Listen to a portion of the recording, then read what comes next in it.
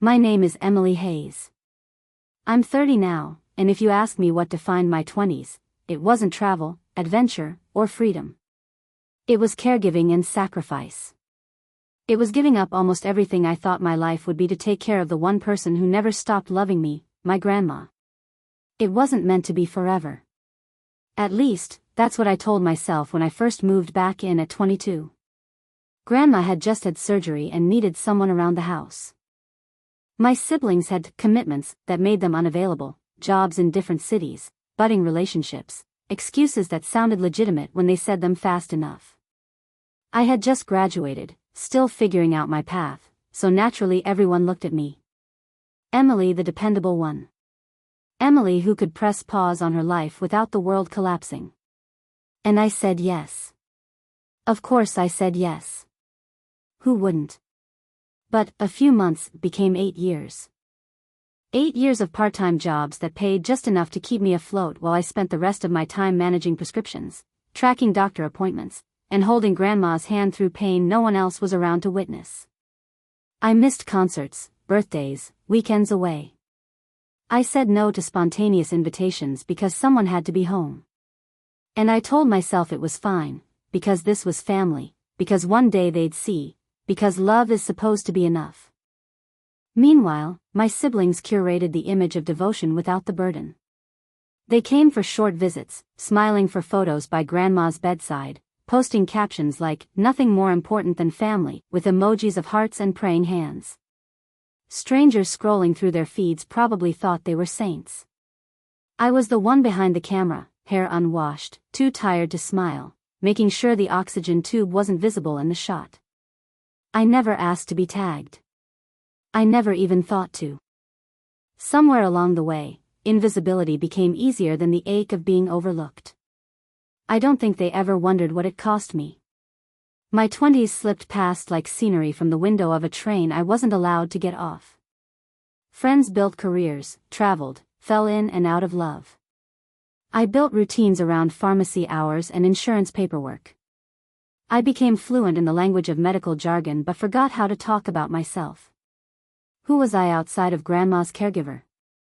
I couldn't have answered that, even if you asked gently. My identity fused with hers until I wasn't sure where she ended and I began.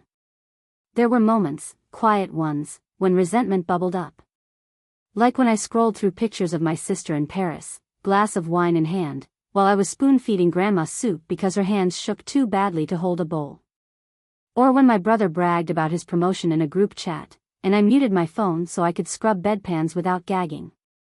But then grandma would smile at me, whispering, "What would I do without you, Em?" and the resentment would dissolve into guilt. I loved her. That was the truth under everything. She was the one person who had loved me unconditionally, who had seen me when no one else did. Taking care of her felt like both duty and devotion. Still, I couldn't ignore the cracks forming in me. Nights lying awake, stomach in knots, wondering if this was all my life would ever be.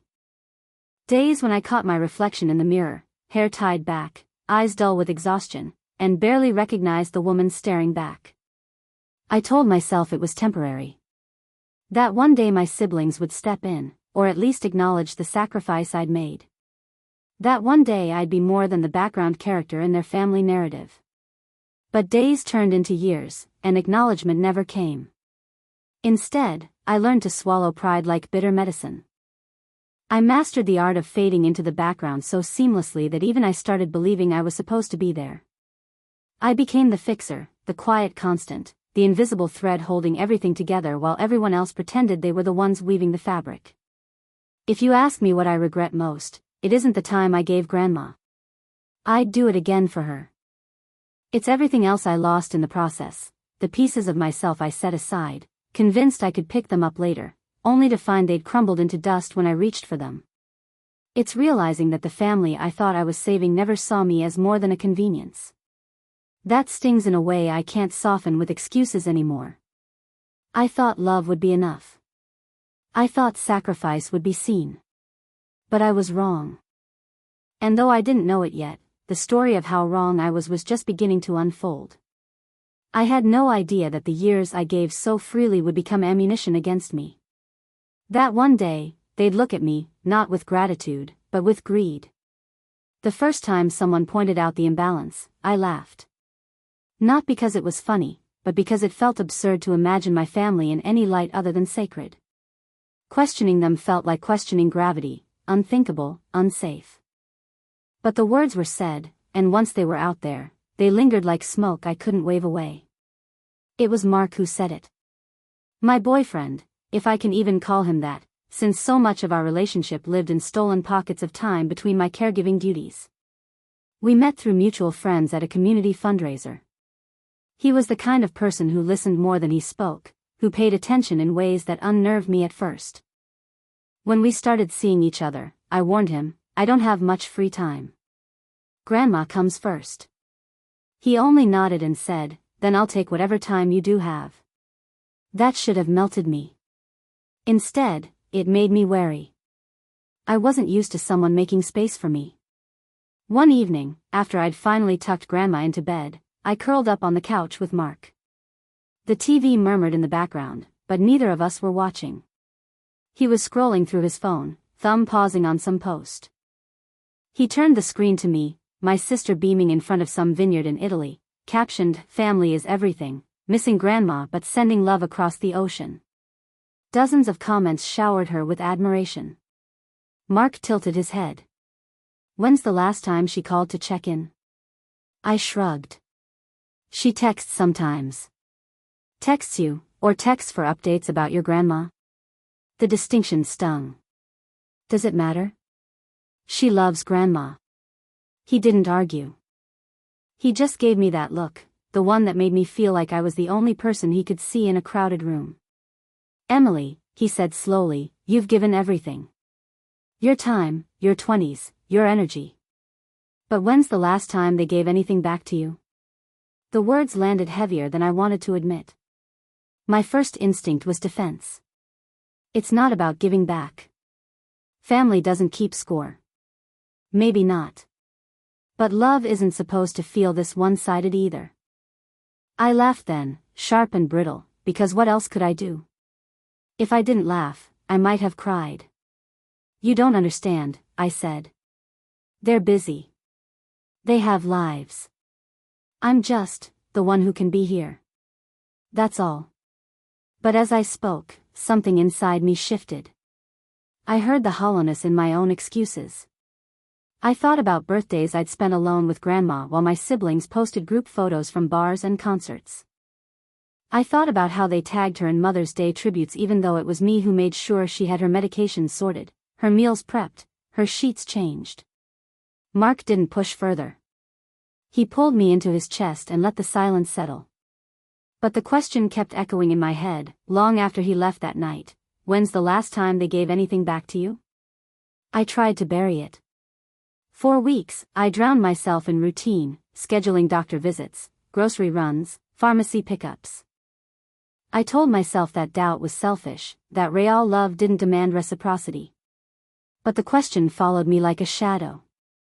It crept into moments when Grandma dozed in her chair, when I washed dishes alone, when I scrolled past my siblings' curated happiness online. The cracks widened. One night, exhausted, I called my brother just to vent. Nothing major, just a need to hear a familiar voice. He answered on speakerphone, laughter and music spilling through the background. Can I call you later? We're out celebrating. Celebrating what? I never found out. He never called back. Another time, I hinted to my sister that I could use help covering a new medical bill. She sighed and said, I wish I could, but flights to Europe aren't cheap, you know? Maybe you can ask Dad's side of the family. Then she changed the subject to a new bag she'd bought. I swallowed those moments like bitter pills. I told myself they didn't mean anything. But the seed of doubt had already sprouted. Mark noticed before I did. You're quieter lately, he said one evening as we walked around the block, my phone buzzing with another ignored family group text. Like you're holding your breath. I wanted to tell him the truth, that I felt myself fraying, that I was terrified of seeing my family clearly for the first time. Because if I admitted the imbalance, I'd have to admit that I wasn't just the dependable one. I was the expendable one. And I wasn't ready to face that yet. But as Grandma's health declined and whispers of, "It won't be long now," started circling, the question grew louder. "When's the last time they gave anything back to you?" And soon, an event was coming that would force the answer into the open, whether I wanted it or not. I pinned all my hopes on that reunion, believing it would finally balance the scales. I couldn't have been more wrong. When Grandma's health began to falter more sharply, I convinced myself the decline could become an opportunity, not just to mourn, but to mend. I wanted to believe her last months might bring the family together in a way we hadn't managed in years. It wasn't rational hope, but desperation never is. So I planned the reunion. It started small in my head, just dinner, maybe a slideshow of old photos, something that would remind everyone of the woman we all supposedly loved. But as the idea grew, so did my fantasies. I pictured my siblings arriving with flowers, embracing me with real gratitude. I pictured Dad raising a glass and a toast, voice thick with emotion. We couldn't have done this without Emily. I pictured Grandma smiling at me, pride shining through her pain. For weeks, those daydreams sustained me. They gave purpose to the endless hours of caretaking, to the routines that had started to feel like chains. This event would be my chance. Not for applause, not for money, just acknowledgement. Just the smallest confirmation that the years I had given hadn't been invisible. I threw myself into preparations. I scrubbed the house until the scent of bleach clung to my hands. I strung up fairy lights across the porch because I wanted warmth to greet them before they even stepped inside. I cooked dishes that reminded us of childhood, Grandma's favorite chicken casserole, the peach cobbler Mom used to bake before she stopped cooking altogether. My savings were thin, but I spent what I had anyway. I bought a bouquet of lilies for the dining table. I printed photos of Grandma through the decades and arranged them in frames along the mantel, her wedding day, holding her first baby, smiling with her arms around us as children. I wanted the house to whisper, "This is love. This is what matters. This is who kept us together." Mark helped where he could, though I could tell he worried. "You're pouring a lot into this," he said gently one night as I fretted over seating charts. "Are you sure they'll show up the way you hope?" I bristled. "Why wouldn't they? This is for Grandma. Of course they'll come." He didn't press, but I caught the flicker of doubt in his eyes. And deep down, I knew what he wasn't saying. My siblings were masters of appearances. They'd show up with perfect smiles and practiced lines, but acknowledgement, the kind I craved, was never guaranteed. Still, I clung to hope like a lifeline. The night of the reunion, the house glowed. Candles flickered. Music played softly in the background, the kind Grandma loved, old swing tunes that reminded her of dancing with Grandpa. She sat in her chair, dressed in her nicest blouse, hair brushed and pinned back. When she saw the decorations, tears pooled in her eyes. "Oh, Emily," she whispered, squeezing my hand. "You've made it beautiful." For a moment, I thought that alone might be enough. But then the doorbell rang, and my heart raced with anticipation. My siblings arrived, arms full of wine bottles and store-bought desserts. They kissed Grandma's cheeks, posed for photos, and immediately slipped into conversations about their jobs, their travels, their latest purchases. The house filled with noise, laughter, and clinking glasses, but somehow, I remained outside the circle, hovering like a hostess at her own party. I served plates, refilled drinks, cleared dishes. No one offered help. No one paused to thank me. They complimented the casserole as if it had appeared from the oven by magic. They admired the photos on the mantel without once acknowledging who had chosen and framed them. I waited for the toast. For someone, anyone, to raise a glass in gratitude. It never came. Instead, my sister clinked her fork against her wineglass and launched into a speech about how strong Grandma was, how much she had inspired us all. She named each sibling in turn, recalling memories of their childhoods, their milestones, their devotion. My name never crossed her lips. I felt the words like a blow, but I kept smiling, kept serving, kept pretending. Because if I let the truth slip through my expression, the illusion would collapse, and I wasn't ready to face it. Not yet. By the time the night ended, everyone left with hugs and promises to do this again soon. The house grew quiet. I cleaned up alone, scraping plates into the trash, folding tablecloths, blowing out candles. My hands shook, not from exhaustion, but from the ache of unmet expectation. I had hoped to belong. Instead, I had confirmed my place, the caretaker, the worker, the silent shadow. But the cruelest part was this: I still believed the funeral would be different. That grief would soften them, would make them see. I was wrong, but I didn't know it yet. The day Grandma left us, I thought the weight of my sacrifice would finally be visible. Instead, I discovered just how invisible I really was.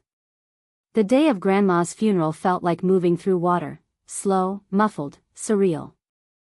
I had been awake since dawn, ironing the black dress I hadn't worn since college graduations, laying out Grandma's rosary, checking twice that the framed photo for the memorial table hadn't smudged.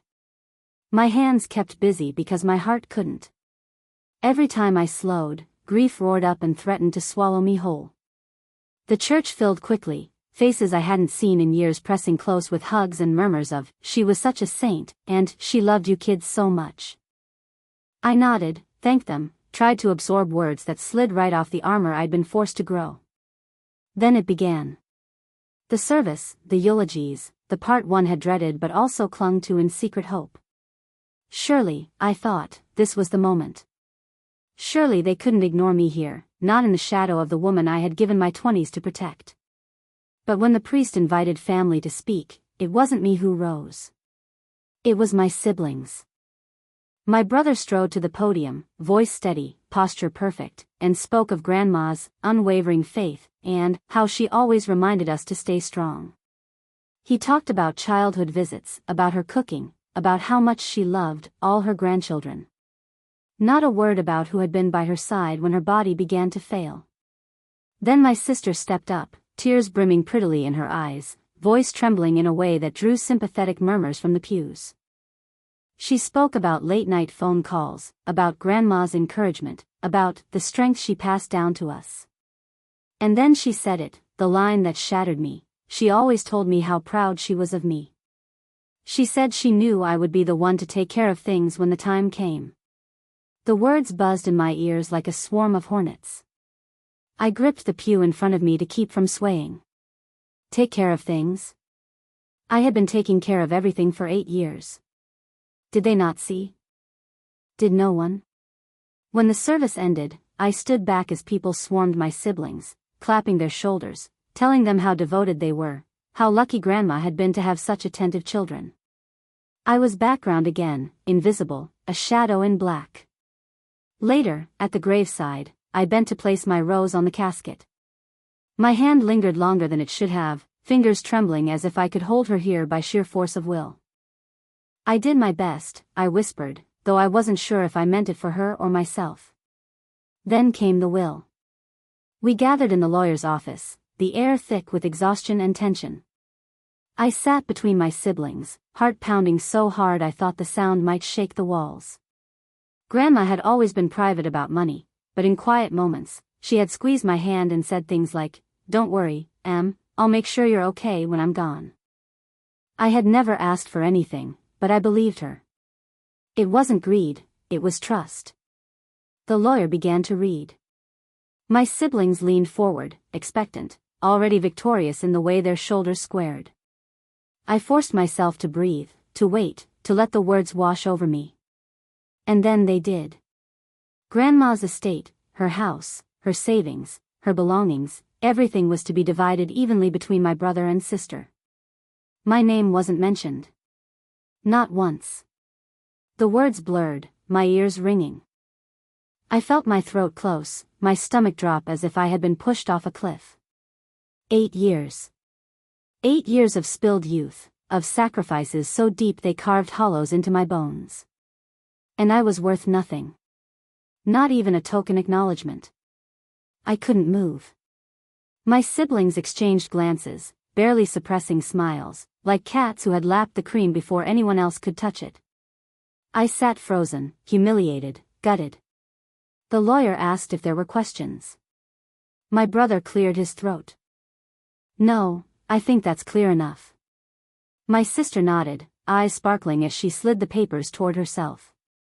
I opened my mouth to speak, to protest, to scream, but the words shriveled before they reached my lips. All I managed was a whisper no one heard. How could you? Walking out of that office, the world tilted. I had thought grief was the worst pain imaginable. I was wrong. Betrayal is sharper. It doesn't just break your heart, it makes you doubt your own worth, your own reality. I thought I had nothing left to lose.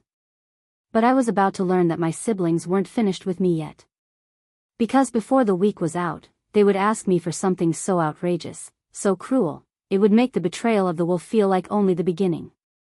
The shock of being written out of the will hadn't even settled when the next blow came.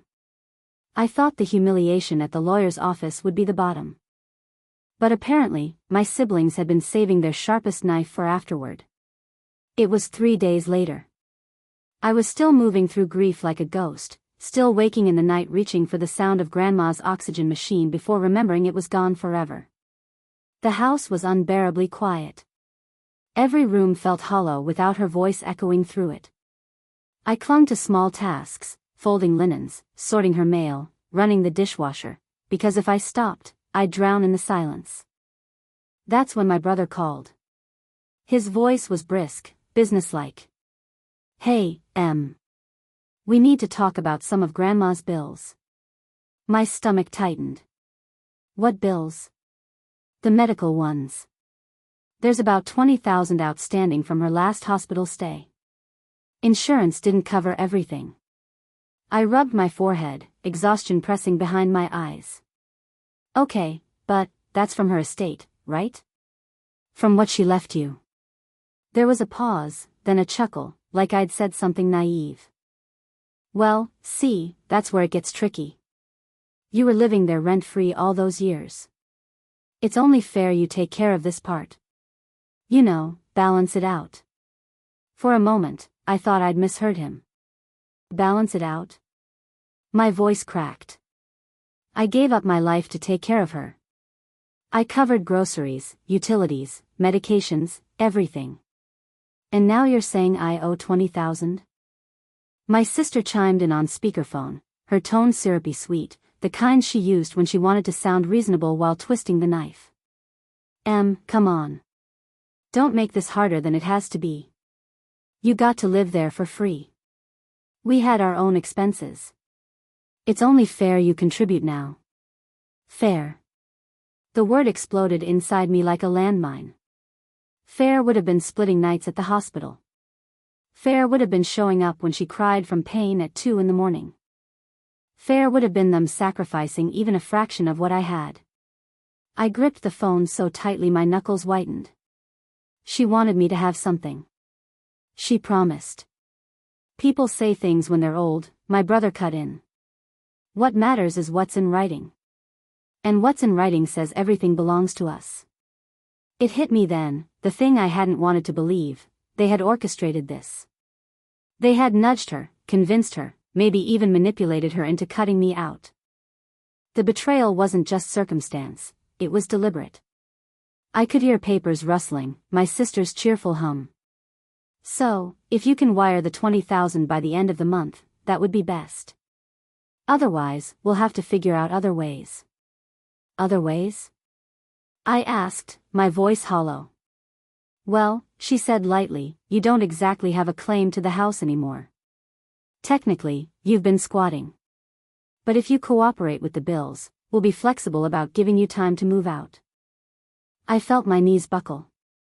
Squatting. As if I were some stranger off the street, not the granddaughter who had given everything to keep this home running, who had traded years of her life for theirs. I wanted to scream, to throw the phone against the wall, to break something just to match the break inside me. Instead, I whispered, you can't be serious. Oh, we're serious, my brother replied, his voice cold as steel. 20,000. End of the month. When the call ended, I sat in the darkened living room, phone heavy in my lap, body trembling. I had thought the betrayal of the will was the final act. But this demand, was something else entirely. It wasn't just erasure. It was punishment. And in that moment, something inside me shifted. Grief curdled into fury. Shock hardened into resolve. For the first time, I wasn't just mourning. I was preparing for war. Because I knew one thing for certain, they expected me to break. But instead, I was about to tell them no, and that no would change everything. The night after their call, I didn't sleep. I lay in Grandma's bed, staring up at the ceiling, my body sinking into the dent she had left in the mattress. The house was too quiet without the hum of her oxygen machine, too hollow without her soft voice calling my name when she needed water in the middle of the night.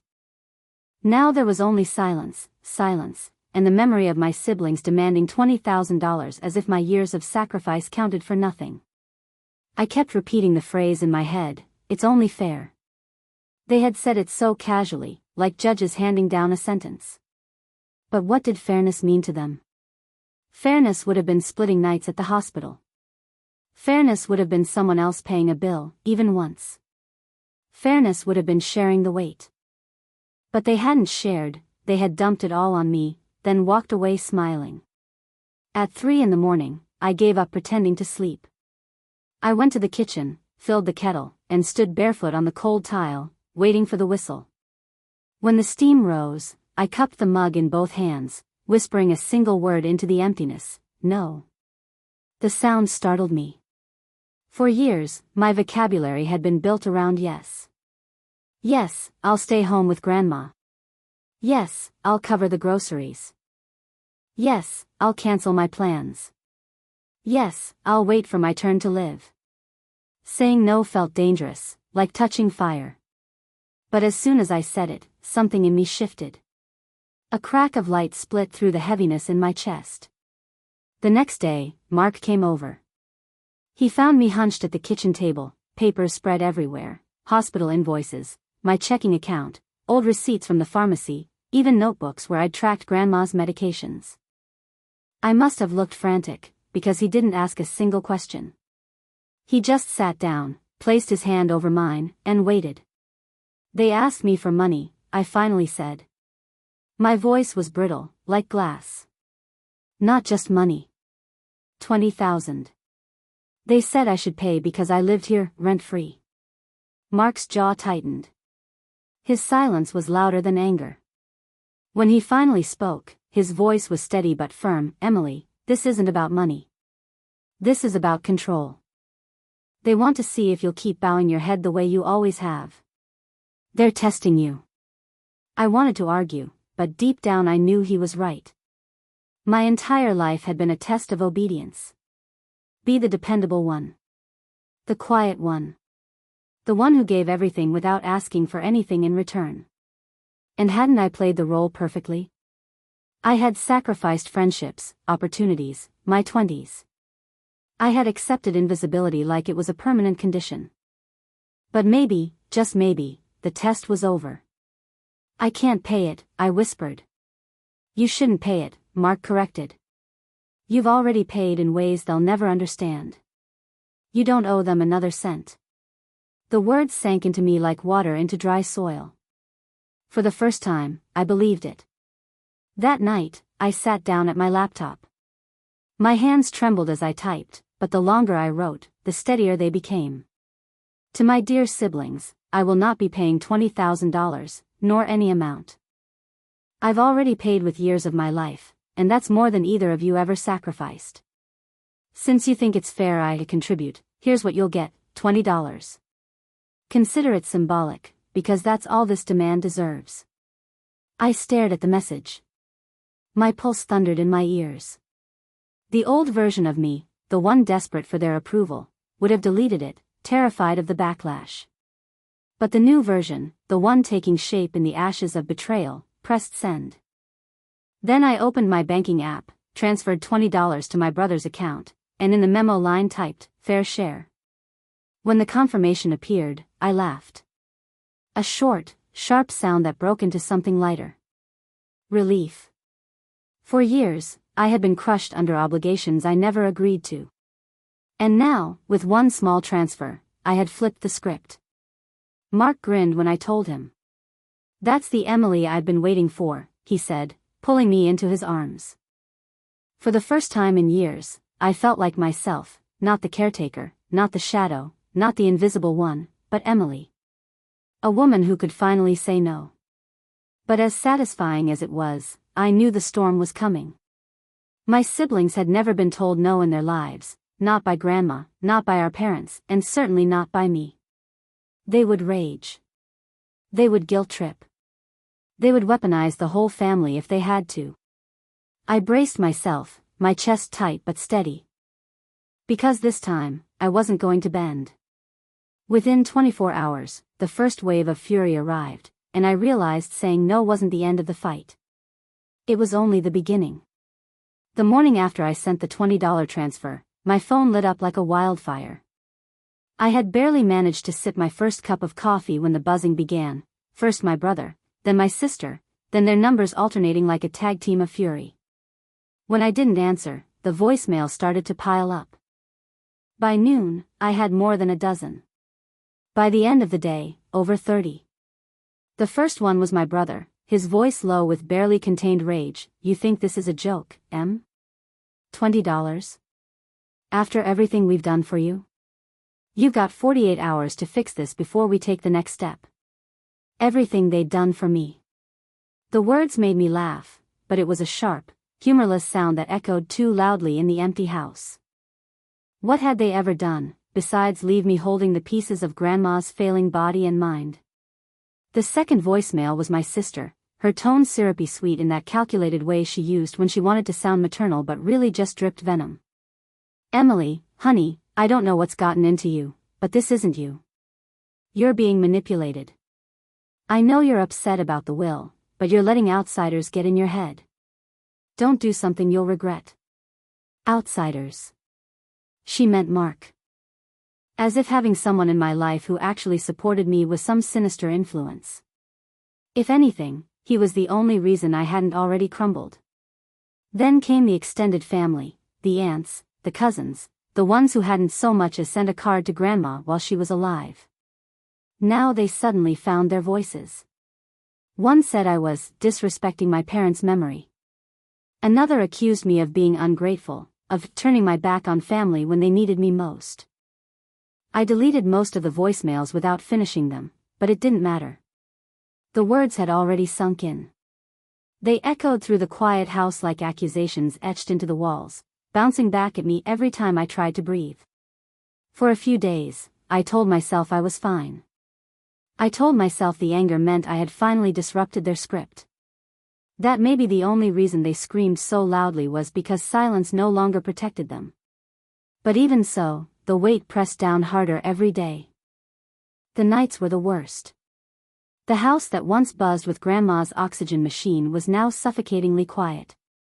I'd lie awake, staring at the ceiling, hearing her voice in my head, "Don't let them break you, Em. You're stronger than they know." But was I? Some nights, I doubted it.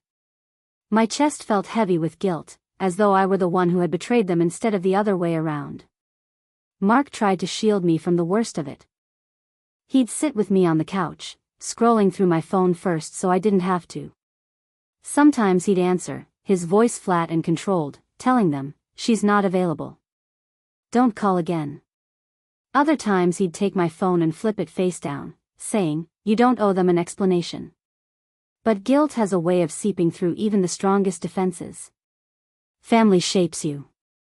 Their words cut deeper because they know where the old scars live.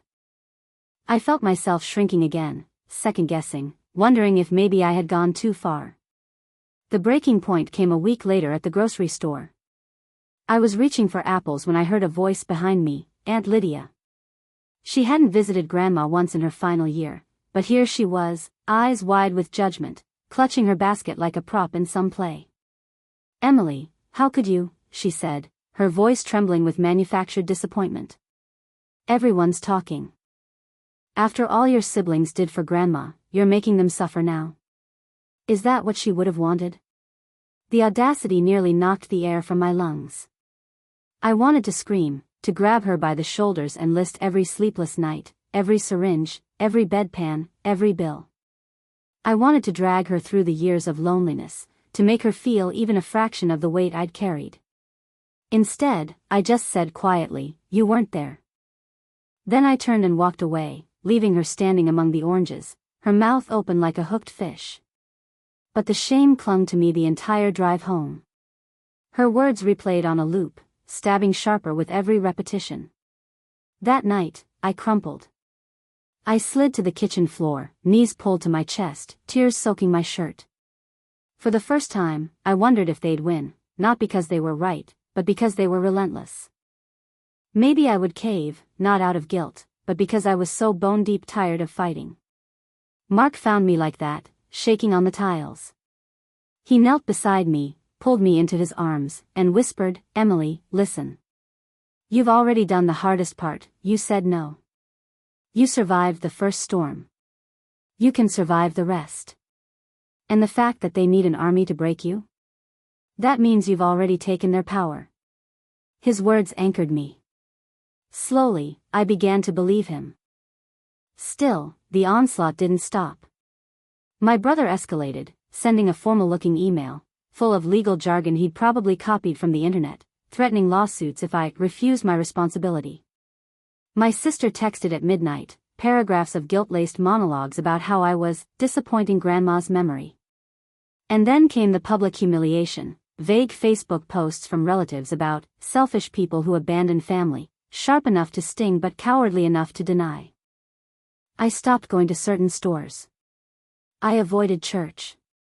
I ignored unknown numbers. The fallout wasn't just emotional anymore, it was logistical, social, all-encompassing. But underneath the exhaustion, something unexpected grew. A new muscle. A new spine. Each insult hardened it. Each guilt trip strengthened it. I started to see their tactics for what they were, not truth, but manipulation. And once I saw that, I couldn't unsee it. Because maybe, just maybe, strength isn't measured by never breaking down. Maybe it's measured by standing back up after you do. And I was standing. Wounded, yes. Exhausted, absolutely. But still standing. And just when I thought the noise might crush me completely, a quiet voice rose from an unexpected place, one that would change everything. After weeks of anger and accusations, I didn't expect kindness from anyone in my family. The noise had been relentless, calls, texts, whispered gossip that somehow made its way back to me. I had steeled myself for a permanent wall of hostility, convinced no one would ever admit what had really happened. That's why the message from my cousin Sarah nearly made me drop my phone. It came on a quiet Sunday afternoon. I was folding laundry, trying to reclaim some semblance of normal life, when the notification buzzed. Her name glowed on the screen, and my stomach sank. I almost didn't open it. Sarah was close to my siblings, always quick with polite smiles and vague compliments, never once taking my side.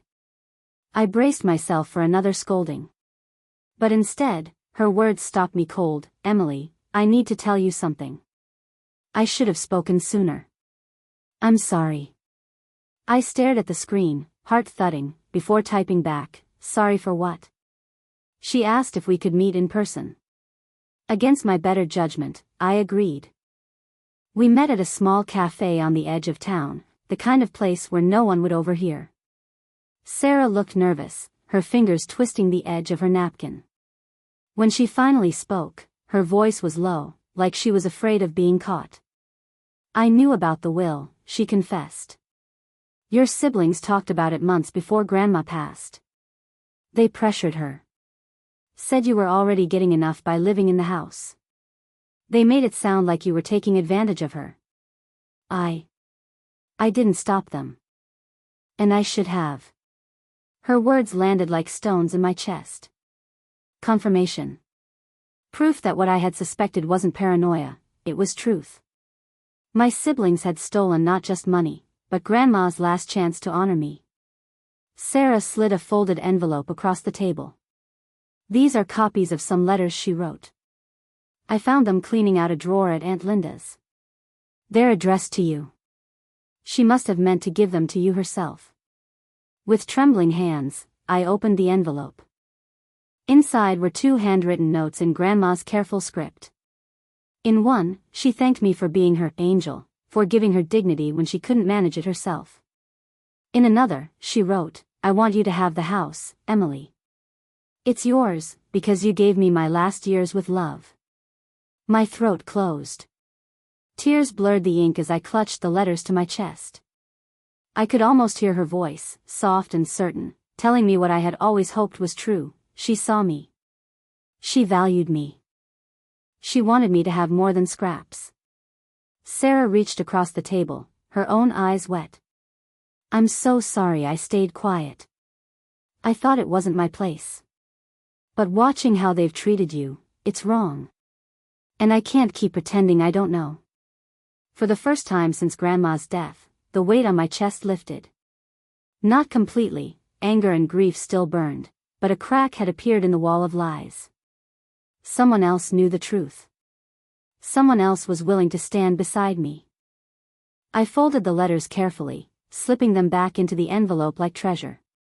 "Thank you," I whispered. Sarah nodded, her expression fierce despite the guilt in her eyes. "Do something with this, Emily. Don't let them erase you." I left the cafe clutching that envelope like it was oxygen. For weeks, I had felt like a lone voice screaming into a void. Now I had proof, tangible and undeniable. Proof that my siblings had conspired. Proof that Grandma had wanted me remembered. Proof that I wasn't crazy, selfish, or ungrateful. For the first time, the battlefield shifted.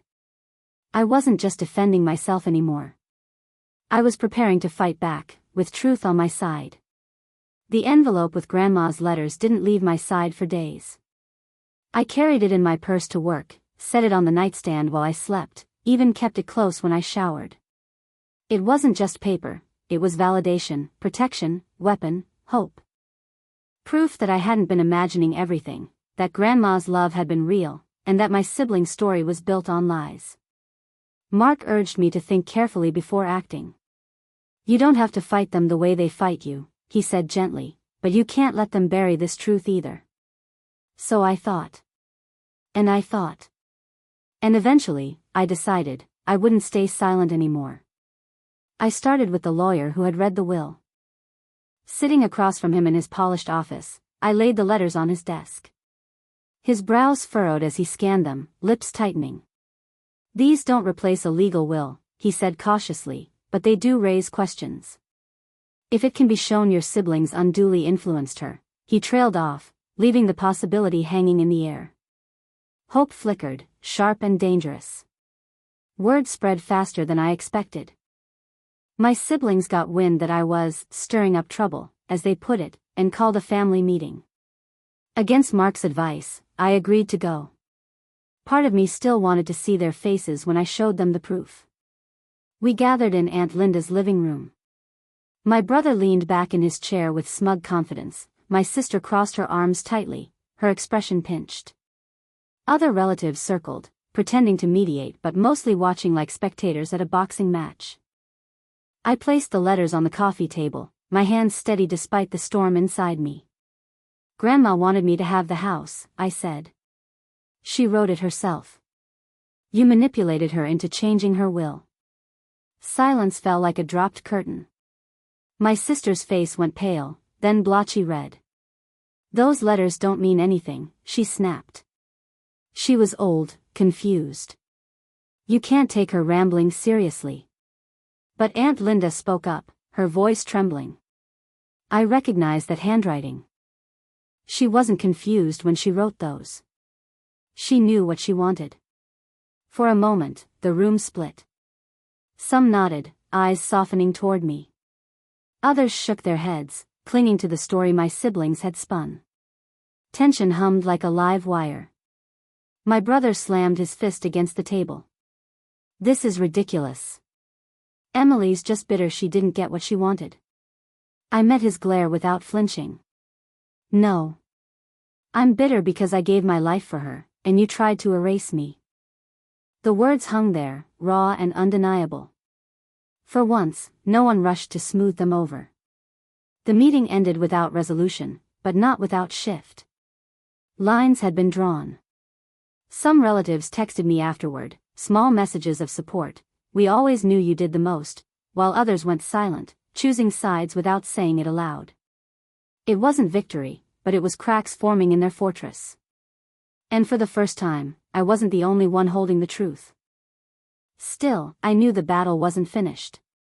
My siblings wouldn't surrender easily. Their pride, their control, their carefully constructed image, it was all at stake. And the next gathering, whether in a courtroom or a living room, would decide everything. 6 months. That's how long it's been since I last spoke to my siblings. Half a year since I stood in that living room with Grandma's letters clutched in my hands, my voice shaking but unbroken, finally demanding to be seen. Half a year since they screamed, threatened, and tried to bury me under guilt I no longer carried. And yet, somehow, I've never felt lighter. The house is gone now. After the legal battle grew messy and expensive, I made the choice to walk away.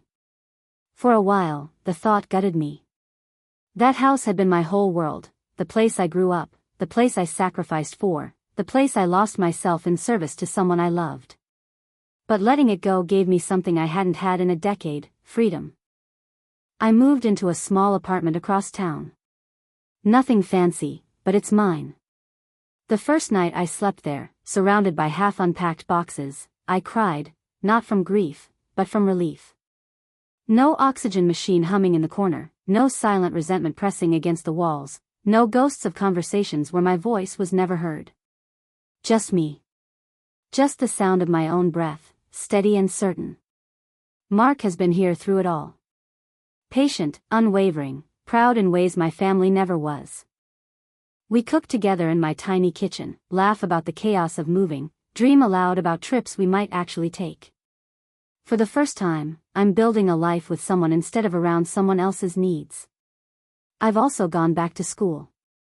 It's strange, sitting in classrooms again at 30, but it feels like reclaiming a piece of the self I thought was lost forever. I'm studying nursing, ironic, maybe, after years of unpaid caregiving, but this time it's different. This time it's my choice. I want to turn all the years of tending, of learning how to advocate for someone's dignity, into something that belongs to me. Sometimes guilt still creeps in. I'll be walking to class, sunlight on my face, and a voice in my head whispers, "Shouldn't you be with Grandma?" Then I remember, I was with her. I gave her everything.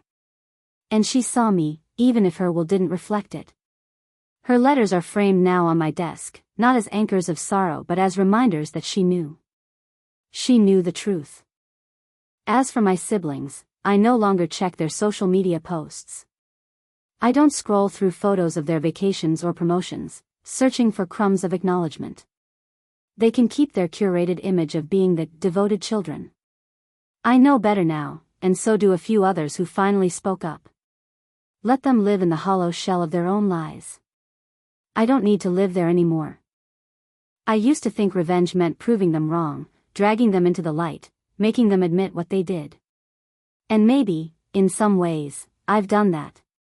The letters, the confrontation, the shift in our family narrative, they'll never completely erase me again. But real revenge, I've learned, is something quieter, deeper. It's building a life so whole and self-owned that their betrayal no longer defines me. I take walks now, just because I can. I read novels late into the night without worrying about waking anyone. I say yes to dinners with friends. I even booked a trip with Mark for the fall, something small, just a few days at the ocean, but to me it feels enormous. A life that belongs to me, not borrowed or bargained away. Sometimes I wonder what Grandma would say if she could see me now. I think she'd smile that tired but proud smile, squeeze my hand, and whisper what she always did, "Don't let them break you, Em." And I'd finally be able to answer, "They didn't." Because for years, I was the caretaker. For years, I was the dependable one, the invisible one, the girl who gave everything and asked for nothing. But not anymore. Now, I take care of myself. And that's the identity I should have had all along. That was my story. If you've ever been the invisible one in your family, I hope it gave you strength. Drop your thoughts in the comments. I'd love to hear if you've gone through something similar. And if you want more stories like this, don't forget to subscribe.